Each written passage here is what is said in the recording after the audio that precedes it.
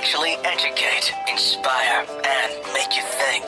The future is now. Topics and music that affect your life from Universal Broadcasting Network. Tune in at upnradio.com. Hi, guys. This is Sunny Chayes, and you are with me today on Contagious Optimism Radio. And I am so excited. I have two co-authors of Contagious Optimism in the house. And what I'm going to do is we're going to chat with one of them first, and we're going to chat with the other one. Then we're going to bring them all together, and who knows whatever else will happen. So just stay tuned for the whole thing because it's going to rock. So my first guest who I have in the house today is Amy Spencer. She wrote a few amazing books, and as I say, she's a co-author. We're going to be getting her story in the next Contagious Optimism book. She wrote this really great book. I love this so much, The Happy Life Checkbook. Checklist. Well, checkbook too. Let's have a happy life checkbook. And also Bright Side Up. And she's done many, many other things. She's an amazing speaker. She's a beautiful person inside and out, I just found out. And you know what? Let's just bring her on, and then we'll just kind of do your bio as we go along. Shall we do that? So let's bring on Amy Spencer. Hi. Yay. Thank you for having me, Sunny. My pleasure. I cannot wait to find out 654 simple ways to find your bliss. Mm-hmm. Now, one thing that I want to say to you before we dive into this is last week I had a guest on, and we talked about a lot of different things about just life and stuff. And this person was a really lovely person, Susie Lula. And we talked about kind of weaving life together. You know, we have this idea of, oh, when this comes together, then I'll have my bliss, or when that comes together, when I lose the weight, or, you know, and we've heard this term a lot. I'm not the first person to be talking about this. But what I do feel is that the idea of really weaving in bliss, really weaving in joy and happiness within the day. Yeah, you know, I love that term. Don't you? You know, I used to say to my kids, they would say, Mom, I had a bad day at school. I was like, okay, let's break it down. Did you have like a 5-minute, you know, issue? Like how long was the whatever? And they're like, well, actually it was at recess. I'm like, okay, that's 12 minutes. Let's do the math on that. Right. That is not a bad day, my young person. Right. Young grasshopper. Or young Sunny Chayes person. So Amy, chat away for me. Well, that's exactly what the Happy Life Checklist is. You know, that's the thinking I had was that so many of us save up our happiness. We think that we're building toward one big thing. You know, as soon as I get married, I'll be happy. Yeah. As soon as I have a baby, I'll be happy. As soon as I get my dream job, I'll be happy. But what happens is we're wasting all those, not just years or not just days, but minutes of every day not being happy in the moment. So that's what this is all about, is capturing the small moments, almost like little rewards all day long. And if you add them up together, you end up with a happy life before you've even gotten to what you thought was your dream. Rockin' information. The thing I like about that too is the appreciation. You know, being in a situation, and as I say with my kids, if they're just sort of blowing off the whole day as check, bad day. Yeah. When it's like, well, wait, there were like 50 amazing things that did happen. Right. Like, I love that. I love that you're great. Yeah. Oh, thank you. You know, this great painting, and you had this. You know, you had lunch with a new friend, and you know, there's just all these things. There was a new kid who came to school who you introduced around. Like, come on, that's great stuff. This is not a bad day. Yeah, and that's even a great idea if you think about it at the end of every day. If you were to make sort of a pro and con list, but a happy or frustrating two sides of the list, I bet if you looked at that every day, more often than not, you'd have more happy things on it than frustrating ones. I think there was something in your book that said about how we there was somewhere in here in these 200 pages about doing that, actually, a bit of that, like writing down, you know, sort of even coming home from work and saying, you know, we sort of feel like we didn't really accomplish that much in our life. It's like sort of a day that was just whatever. And then if we actually focused and said, yeah, I got that email off that I've been putting off. I really was nervous to talk to my boss about that issue, but I just did it already. Yeah. You know, it's like, whoa, that's a big accomplishment, like for a week, let alone for that, you know, 30 minutes it took to do that, don't you think? Oh, absolutely. I call that the to-done list. I love that. Now, to-done list. To-done. We make our to-do lists and we don't get through them. It's to-done, ta-da. To-done, ta-da. Yeah, so it's the things that you got done that you didn't put on the list in the first place. but that are vitally important. Time with your family spent, cuddling with your pets, feeding your pets, getting a meeting accomplished that you hadn't put on the list because it wasn't something extra in your day. I think that's what our to-do lists often are some extras. But think of what we're accomplishing every second of every day. And again, you do that math and you're getting a lot done. Good things done. Yeah, and I think that there are things that come up, like ta-da, you're sort of, you're at work or you're with your kids or you're in a situation, in a public situation, or you're in a spiritual place or wherever you are, and something that can just kind of come up and you have a choice. Like Dorothy, do I turn left or do I turn right? Right. Or do I stand here or do I go backwards? I mean, we have those options all the time. Yeah. I forgot what the number is, but it's something like between, when we have Dr. Emile, who, by the way, I want to let you guys know is also joining us in a short bit, who has a phenomenal story, and I want to chat more about Eaten by the Tiger and what that actually is. He definitely is an example of this, but being in a place where you can make that difference, and you may not have known that you'd be in that place at that time to do that thing, to open the door for that older lady that has 50 things in their hand or whatever. Right. And that's ta-da, ta-done, and yahoo. Exactly. In my opinion. Yeah, it's true. There's so many things that we have to remember. We have a choice in every moment. And it's a lot of what I write about in Bright Side Up, which is that it's not what's happening to us necessarily that matters, but what we bring to what happens to us or how we see what happens to us. And so every second of every day, we have a little choice to do something different. One thing I really liked in your book that I just love this, it's called Build Your Own Work Engagement Ritual. I mean, guys, there are literally 654 simple ways. So imagine, even if you're going through a really huge challenge in your life, to be able to appreciate that there are those moments of bliss and being able to see even when it comes to you, the smallest thing. I often talk about, and I know Dr. Emile got it, it's starting to choke me up even already, the idea of, I take it totally for granted that I can pick up this glass of water and just drink it.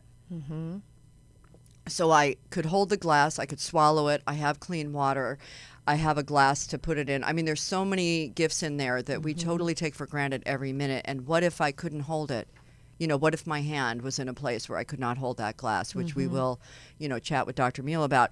And what if just all the things that go with that, having clean water, all those things. And it's like so much we do take for granted. And again, this is a conversation that every spiritual person talks about a lot. Let's be grateful and like that. And yet I love how you break it down.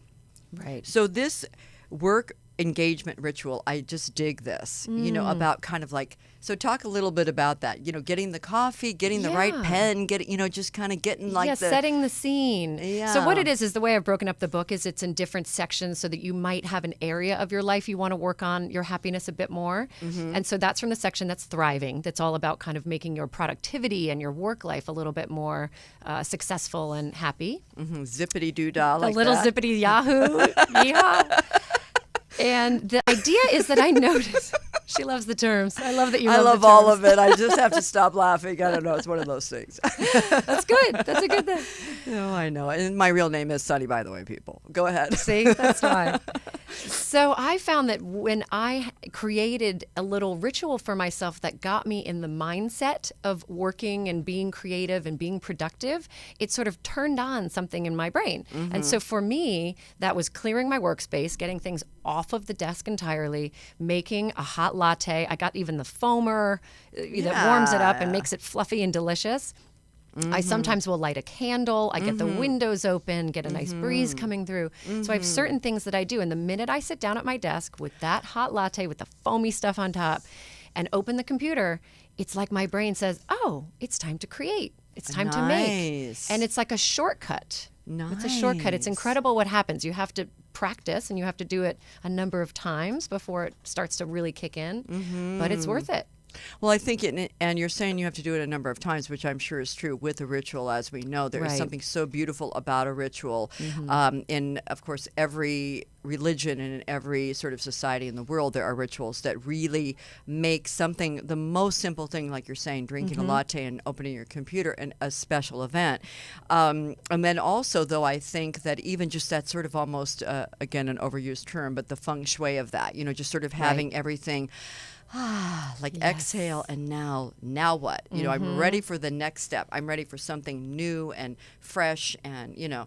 And then with work, I think even the word work or job, those are kind of like, I don't know, some words that maybe we think of as not so fun.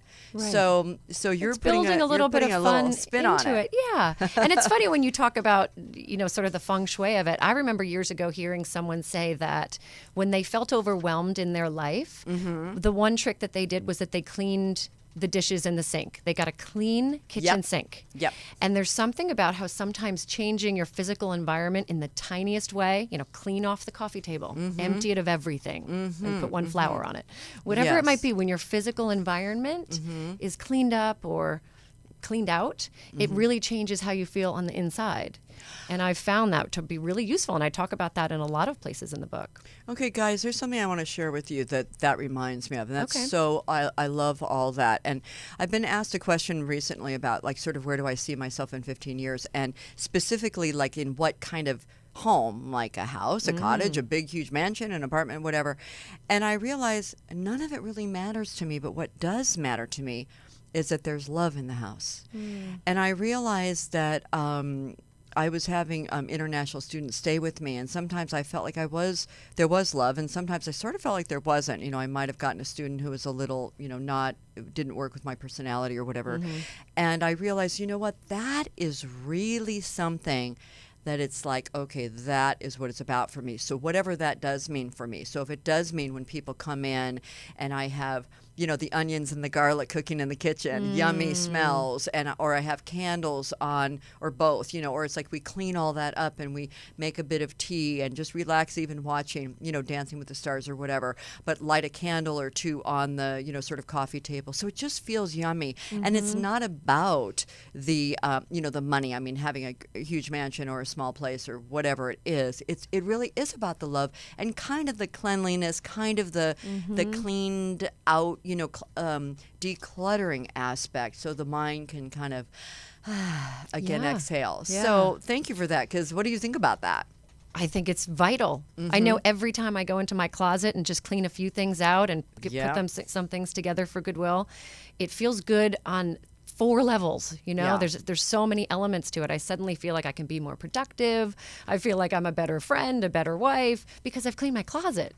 It sounds crazy, but they're little things, little moments of bliss. Who would think that cleaning your closet adds to bliss? But it does. We all know it does. Oh, because also in a case like that, you're going through your clothes and you're appreciating what you have. I mean, I can't tell you how many times I've done that for friends, and they're like, "Wait, I love this sweater. Where was this hiding? Where did you go, little sweater?" And also clearing out what you don't want to wear anymore and choosing to give it to someone else who can use it. And by the way, people, when you're doing that, I do want to just throw in a plug for, Goodwill is fine and dandy. It's really easy, but it's not necessarily always the best place. Find places that are a little more from you to somebody's heart, like Dress for Success or something like that, where you're really giving, especially if they're nice clothes, to someone who's really going to use it, because Goodwill is a little bit of a corporation now. Just my little plug for people to people, community to community.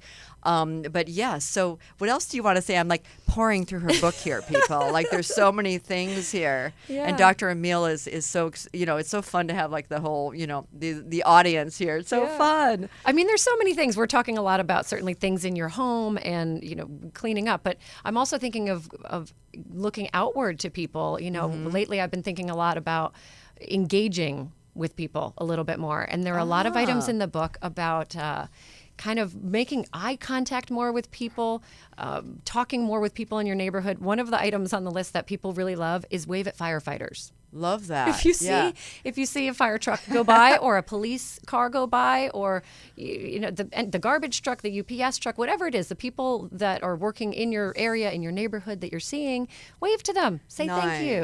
Nice. And the smiles you get back, it changes your day because it changes their day, and you all sort of feel like you're a part of something bigger. I love that.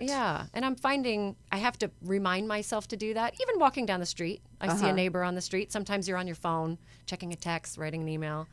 Be Look careful up. for those potholes. But anyway, go ahead. I know. That's the karma for being on the phone too much. One thing that you wrote here, let's talk about this. I love this. I wrote a note about this. Okay, I'm just going to read this. Give a hand to your future self. Does this not rock? What's a cool thing you could give to the you in 6 months from now? What? Some workouts now so the jeans of future you fit looser later. A tomato plant now that you can pluck later. Some classes at college now that you'll have a degree and later be a good pal to the you in the future. What I also love about this is knowing that there will be a future us, and just knowing that. What does that even mean? And then even who we are now to our past person, like 2 years ago or 20 years ago or last week even. Because we, I think, do evolve, especially now. Come on, people, we've got to evolve. We can't be sitting, we can't be stagnant. We've got to get going. Yeah. It's perception, it's really getting good at, like you said, looking forward and looking backward. And we can look at our pasts and see how much some of the hardest experiences have taught us and how much stronger they've made us, how more empathetic they've made us.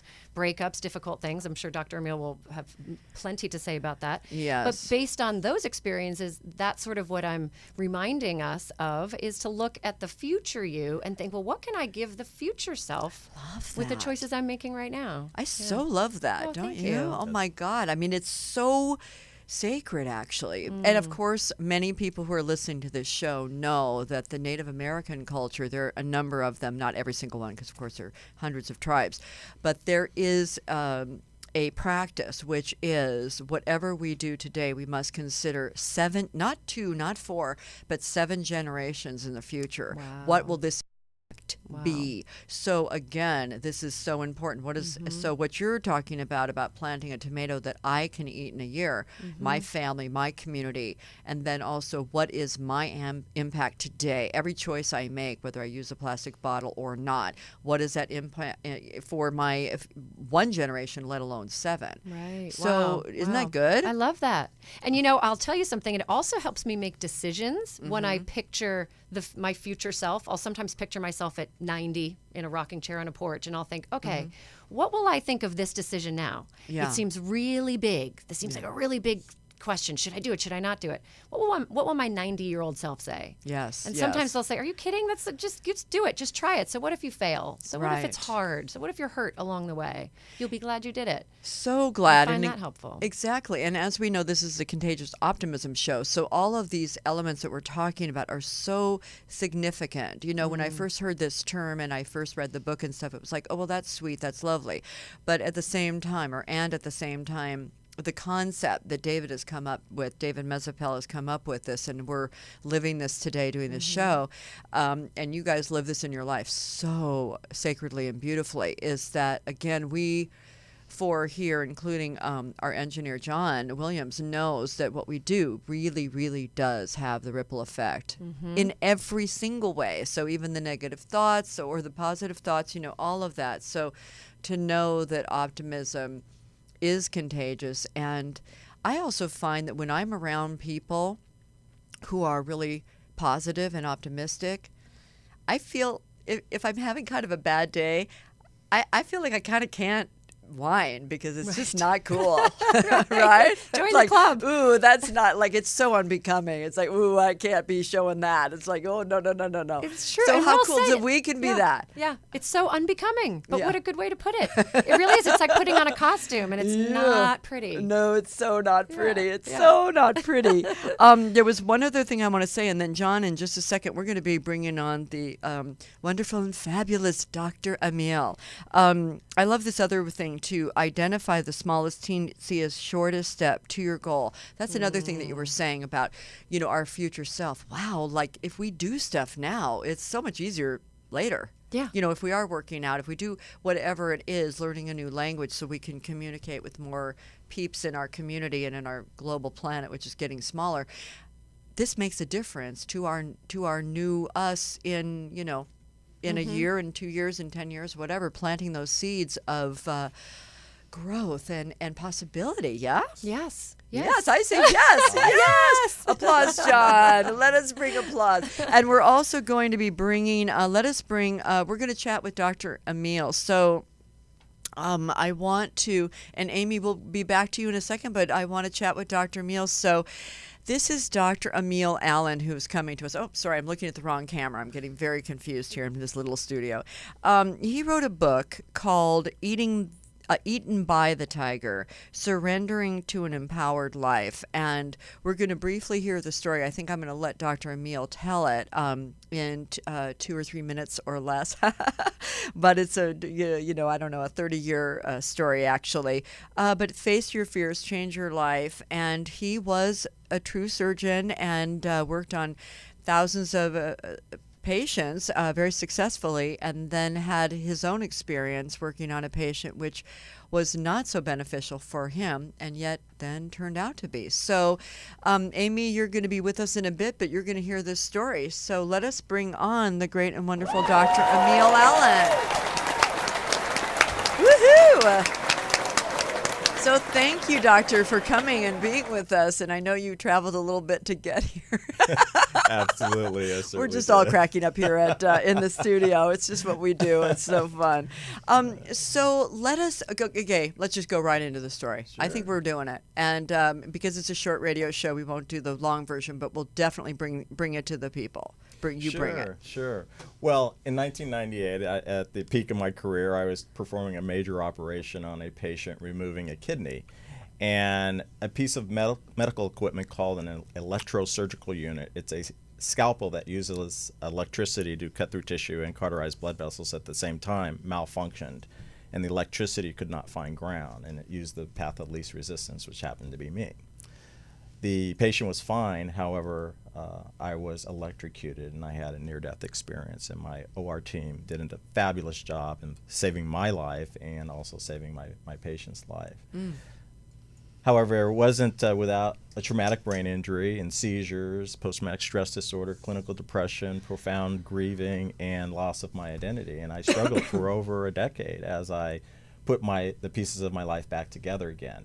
And that's what I talk about in Eaten by the Tiger, Surrendering to an Empowered Life, because what I did was I looked at all the wonderful things that had happened in my life and the training that I'd been through, and then the experiences after my accident and all the people that were there for me, and looked at the lessons that I learned. And I found out that there was 8 insights that helped me recover, that anyone of our listeners can utilize in order for them to recover from any type of a trauma that they're going through.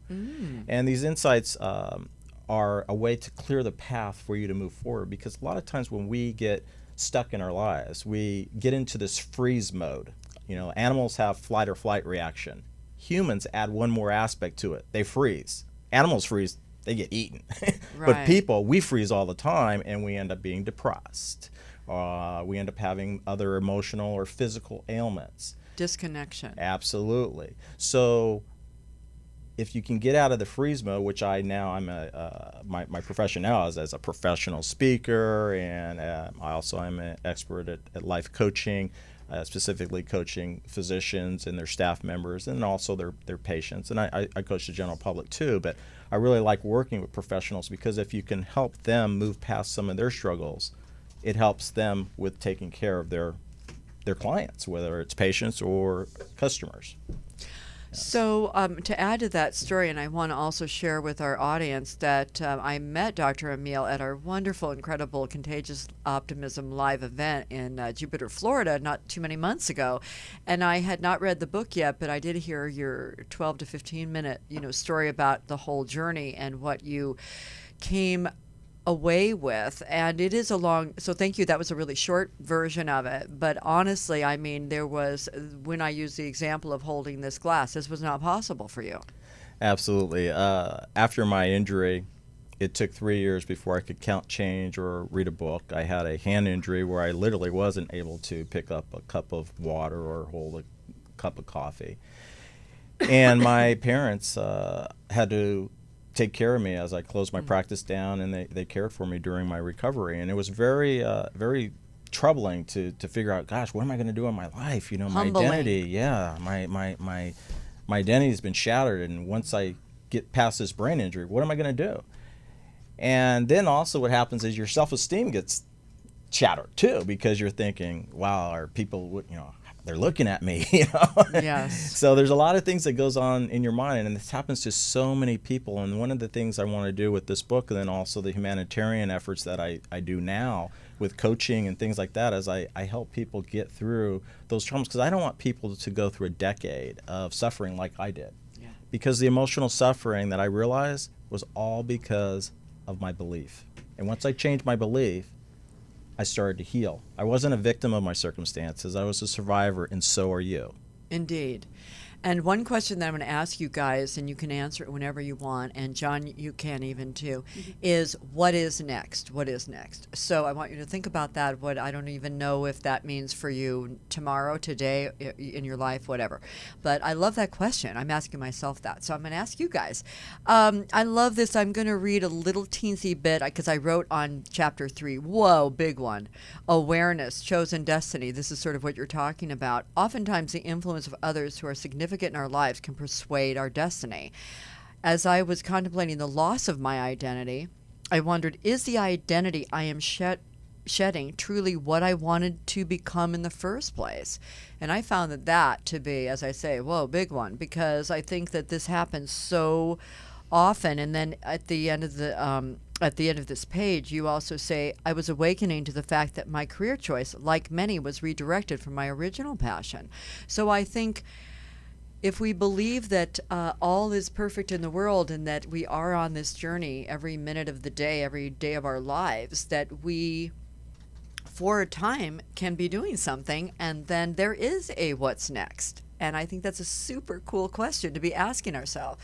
And in your case, it wasn't that, I mean, I believe it, I don't know. I'm just going to say that it's not that you weren't meant to be a surgeon. It was that you did that, and then now it's the next thing. That's sort of my take on when I read the book and when I meet you and I'm around you. I mean, I'm absolutely sure that you were phenomenal with your patients. You were a superlative doctor, and you had phenomenal bedside manner, which is, we peeps on this end. We love that. We need that, right, Amy? Mm-hmm. And John, that's a big part of medicine. And as we know with alternative medicine, that's, a lot of it is about that. Mm. So it's kind of like, this was a big wake-up call. It was like electric shock through you to say, okay, what's next for you? So what do you think about that? Well, to answer your question. I'm like kind of analyzing you here, but let's just go for it. No, yeah. To answer your question, we are a collection of the beliefs of everyone else. A lot of the beliefs that we have, it's just we've adopted other people's beliefs. So beliefs are also created by the decisions that we make in regards to certain events that occur in our lives. They can be an event that occurred yesterday, like you got in a car accident, and you create a belief around that event. But the belief can also be related to something that maybe happened way back in your childhood. Like you didn't know what it was like to touch a hot stove. You didn't know what pain was until you touched that hot stove. And the day you did, you created a belief about what that stove meant to you. And it's the same thing that happens with everything in our lives. Everything in our lives is related to beliefs. You go through a bad divorce, you have a belief about your husband or your wife. Or men, or women. people. And then it can affect the remainder of your life. Mm-hmm. To give you an example, I had a client that I was working with recently, and she was in her mid-70s. Mm-hmm. For decades had suffered from clinical depression, tried to commit suicide a number of times, unsuccessfully. Luckily, her family was able to catch her in time, but she was chronically depressed. Mm.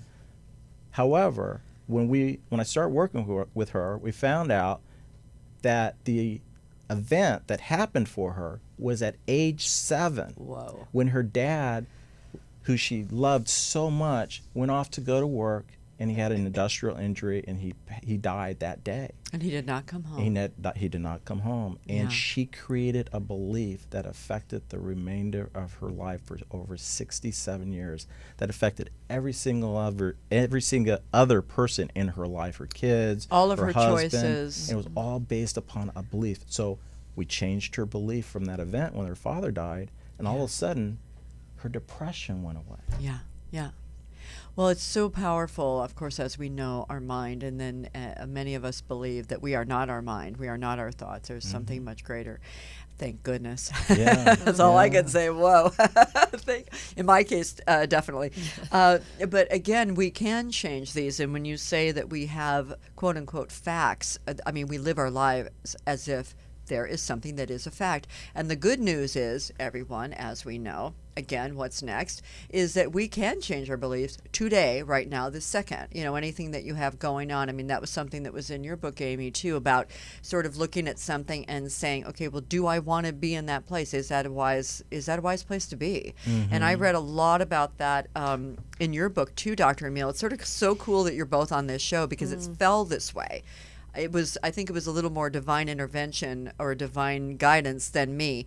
I just sort of let it all fall as it's meant to, and you guys are so simpatico, to use a language word. But yeah, so you in your life had one life, and then you really, really shifted it. And you, let's talk for a little quick minute about Fiji. Oh, sure. Okay. You didn't know what I was going to ask you, so you're kind of like, okay, I hope I remember my book here. This is definitely a pop quiz. Yes, indeed. I remember your book better than you do because I just read it, and you wrote it a while ago. Yeah. But yeah, I want to talk about that, and I do want to talk about Eaten by the Tiger, so I just want to make sure I, say that right now. So let's talk about Fiji a little bit. Well, I can put both of those together. Okay, very good. And Amy, tune in because this is just about what you were talking about, doing new things in your life. So Great. Take Well, it after away, after Dr. my Emile. after my accident and after I recovered from my traumatic brain injury and I was feeling better, I still was searching for my soul, and I decided to go on a spiritual retreat, and the retreat happened to be in Fiji. And during that period of time, a number of different things happened. One, we were doing some volunteer work at a community hospital there, and I noticed that wow, they were having a typhoid fever outbreak, and there was a number of small children that were dying from this. And so that led me to feel like I just had to help. So I ended up coming back to the United States, raising over $225,000 worth of supplies, medications, and things that they desperately needed. They didn't even have a ventilator at the hospital. And I was able to bring back these supplies, thank God to FedEx, and we were able to help with this typhoid fever outbreak.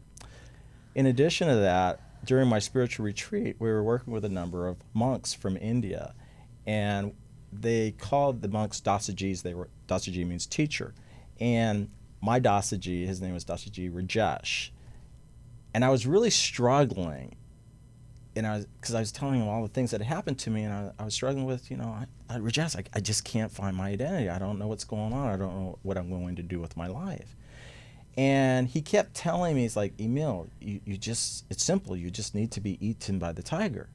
I'm like, what? No, thank you. You're from India. Tigers are in India. I'm not drinking the Kool-Aid. I'm just not going down there, right? So a couple of days went by of our meditative practices and the teachings that they would give us, and I had this really amazing awakening after one of our meditations, and life just kind of changed, and I saw things differently. And I happened to be walking down through the ashram, and I see Rajesh sitting on this wall, and he normally would never have been there, but for some reason he was there amongst all the other 10 monks that were at the ashram.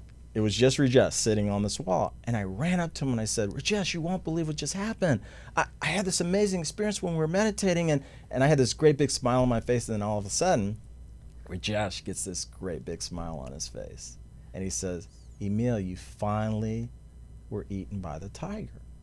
I'm like, I still don't understand what you mean. And he said, you had been running away from your fears for all these years.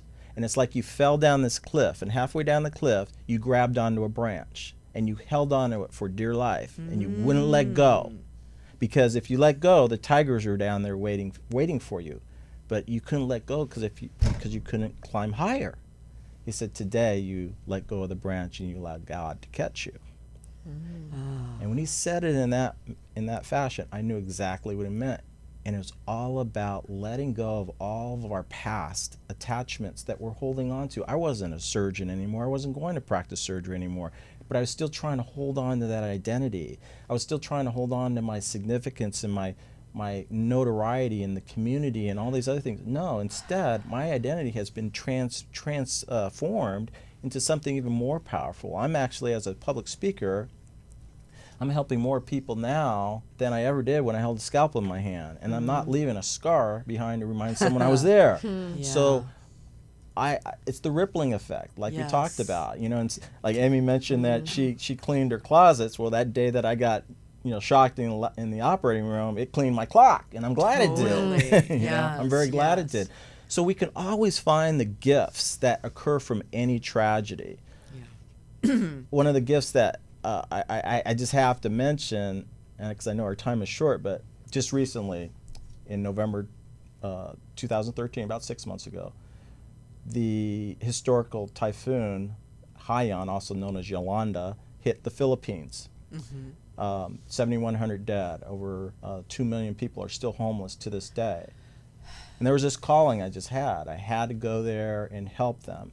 And so I flew out to the Philippines, and I'm knocking on refugee doors, the refugee camps, and they had hundreds of people, thousands of people in these camps. And so I chose one camp that I wanted to particularly work with, and they had the most severely traumatized individuals there suffering from post-traumatic stress disorder, clinical depression, because people saw their family members, their homes, their friends, everything washed out to sea.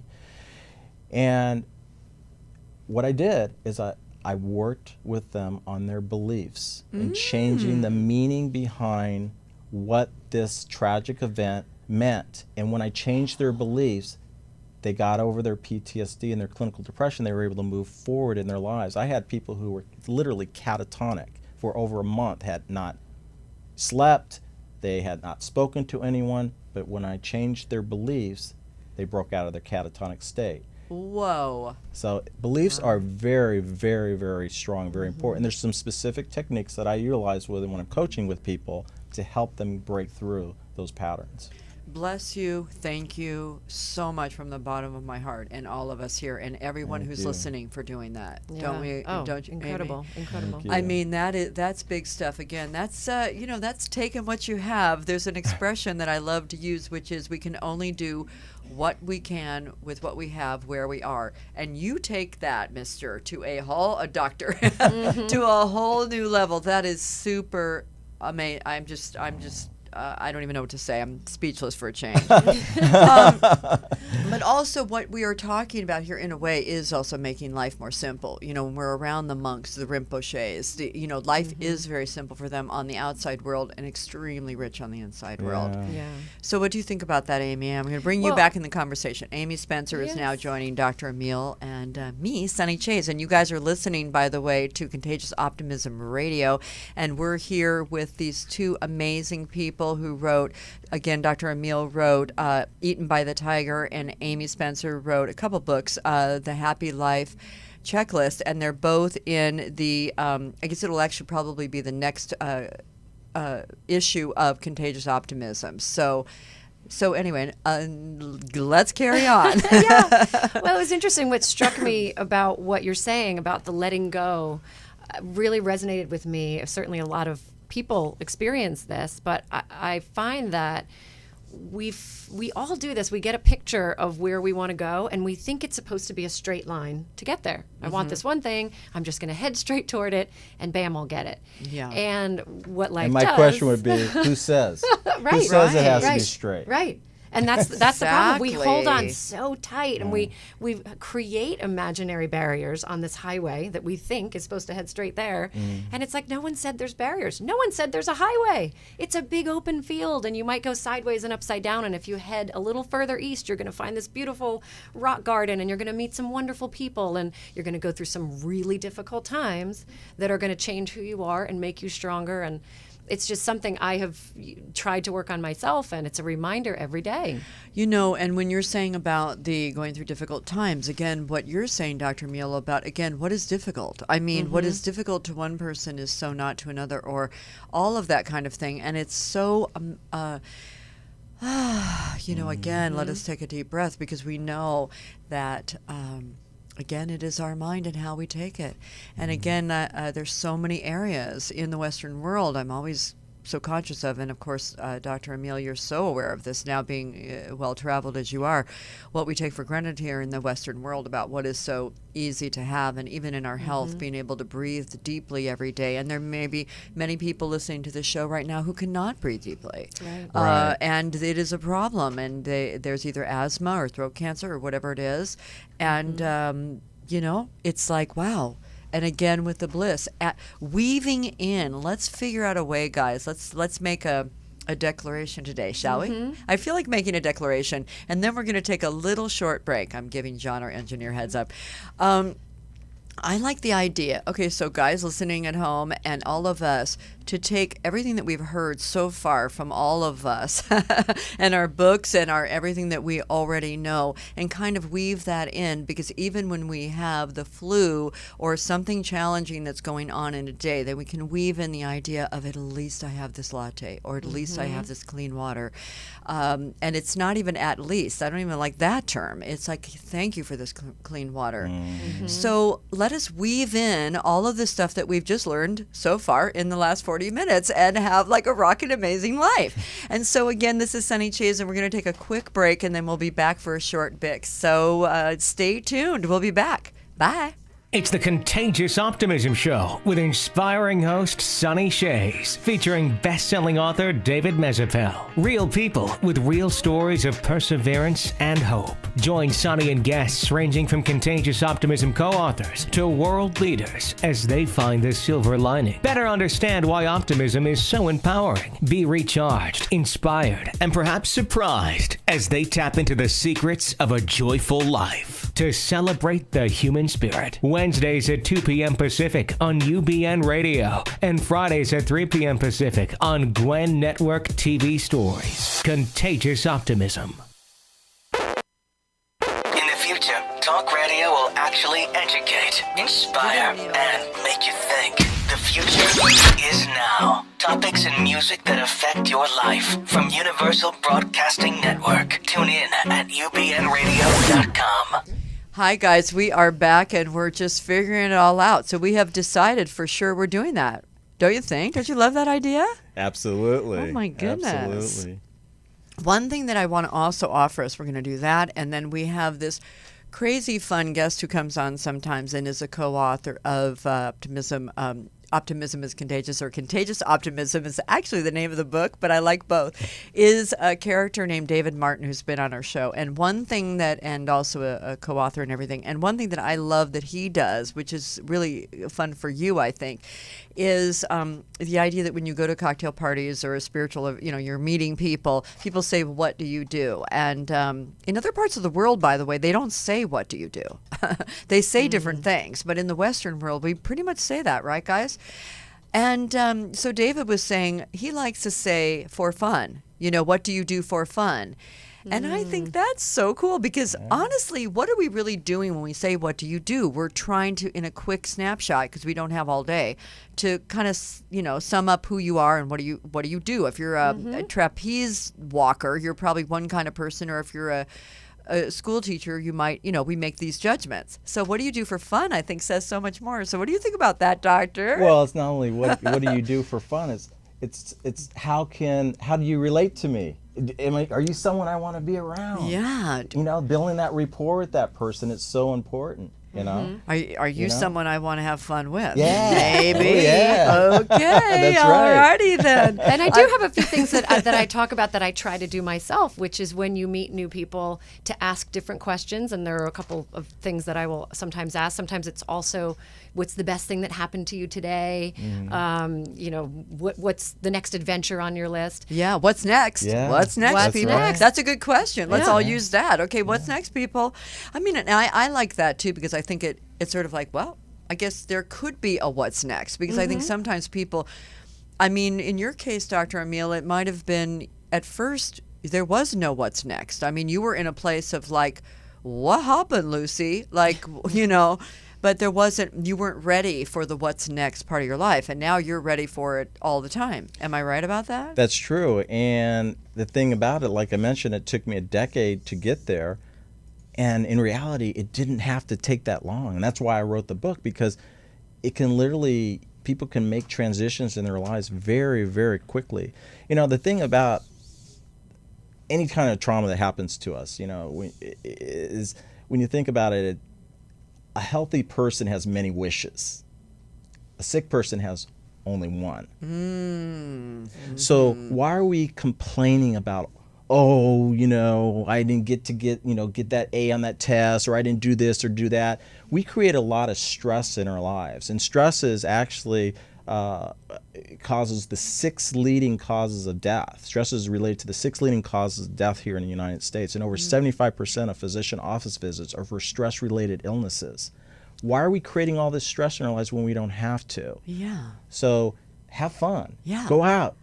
Be optimistic. You know, Yes. don't wait till tomorrow to do something. Do it today, because you may not be here tomorrow. I certainly learned that when I went to work that day. Yeah. You know, Yeah. you just don't know. We You get polished stuck in- your shoes and you went there ready to do that surgery on that Right. lovely lady that you had such an experience with for many different office visits and a really great connection with, and then wham! Right. Yeah.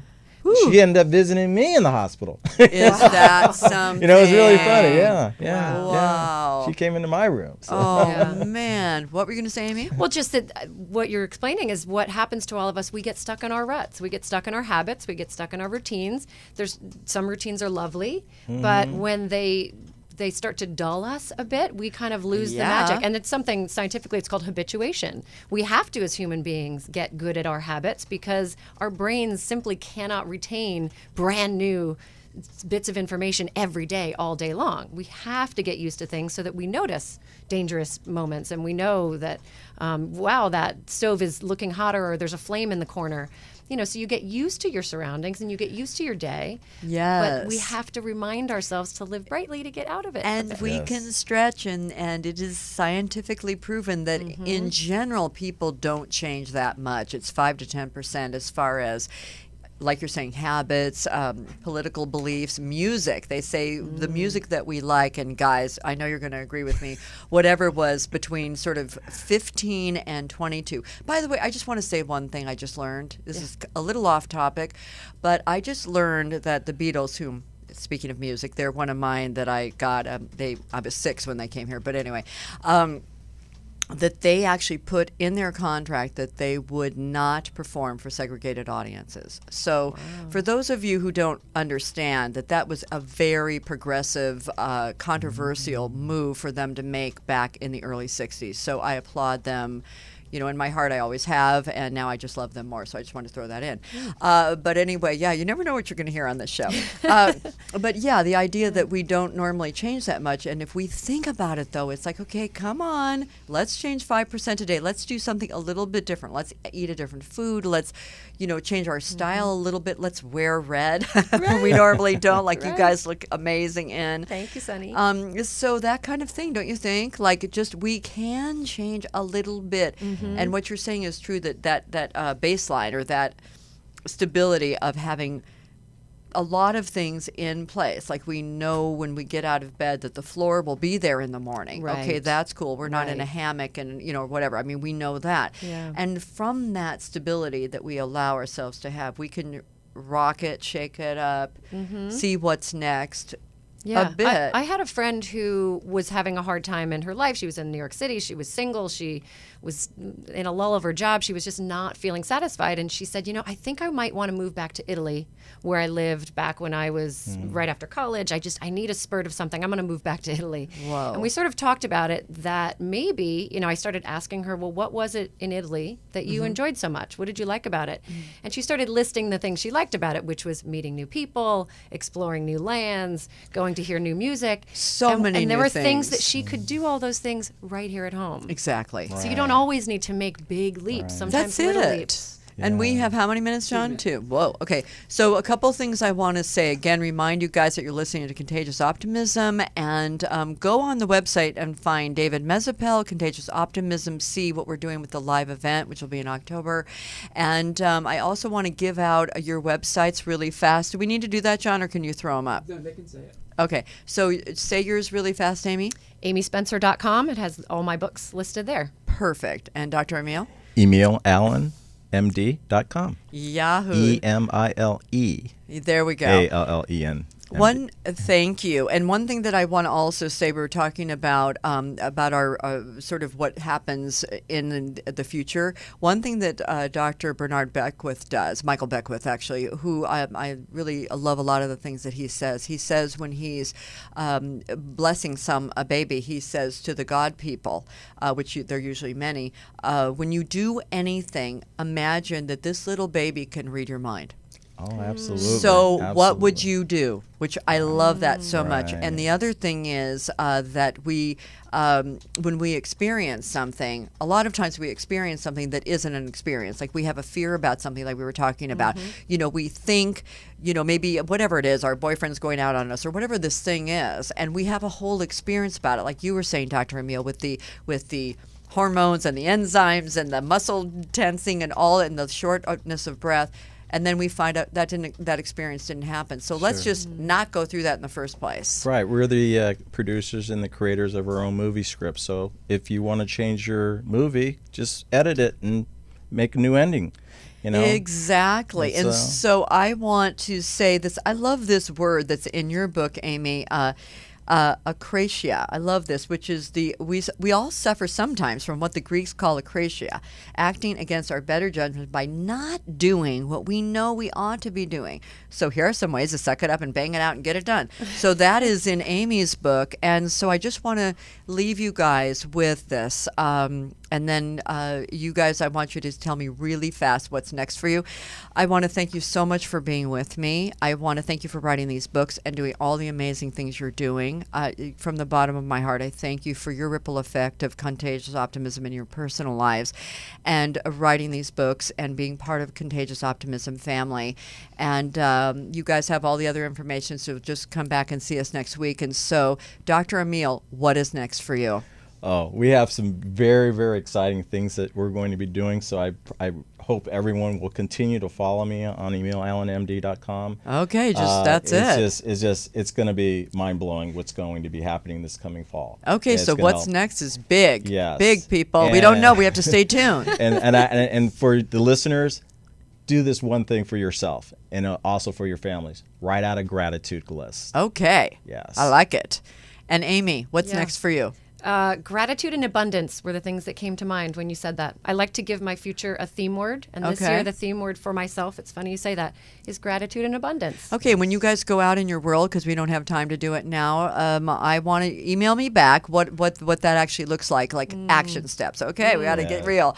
And John, do you have a what's next for us? Or are you too busy? Oh, I'm okay. Just getting ready to wrap up, but no, I think what I'm working on is setting better boundaries in my life. Okay. Yeah, and not trying to be such a people pleaser. I like that. I'm with you. Yeah, it's a tough one. And what's next for me is getting much more connected with the people who I do have in my life. I've been a bit of a cocoon person lately, and reaching out another 5%. So that is what is next for me. And I know there are even other what's next with the show, but we'll leave that for next month. So guys, until next time, let us be contagious with our optimism, and we know that it happens. So let's pick it up, pass it on, and just come on, let's do it, people. So until next time, this is Sunny and Amy and Emile saying bye-bye. Hi, David, wherever you are out there. See ya.